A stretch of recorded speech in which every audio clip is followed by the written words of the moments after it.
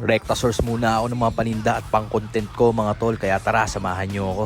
Inuna ko nang bilhin yung mga gulay at 1,050 ang bill natin mga tol, at pinaiwan ko muna yan kay tropa. Dito naman tayo sa mga general merchandise.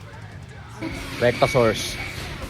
Tasunod, dito naman ako pumunta sa source ko ng tinapay at chicharon. Umorder na din ako dyan mga tol. Tas yung gulay na binili ko kanina, hatid na muna natin sa service. Pagbalik ng palengke, rekta naman ako sa source ko ng hipon kay tropa. Kalahating kilo lang ang ginet natin dyan. Proxy na rin tayo ng boneless bangus ni nanay. Kung mas mabisa rito sa dalawa. Parehas na tabayan, sir. Ito na lang ako.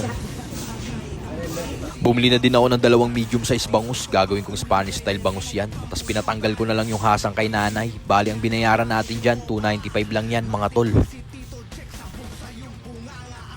Bayaran na rin natin yung mga plastic at harina na binili ko rito sa general merchandise. Tas tong mga tinapay at chicharon, okay na rin to mga boss. Dito naman tayo sa source ko ng frozen goods. Kulang-kulang 2,000 bill natin dyan. At dahil nagutom ako sa pamimili ko, kain muna tayo ng lugaw. Takal vlogger ng spring onion at fried garlic ginawa ko dyan par. Nilagyan ko na din ng alikabok, chili oil at kalamansi. Tinanggal ko na rin yung buto ng kalamansi par para hindi mapait, sabay halo. Nilagang itlog at lumpiang gulay pinartner ko dyan para ganap na ganap. At after ko kumain, rekta naman tayo dito sa Save More.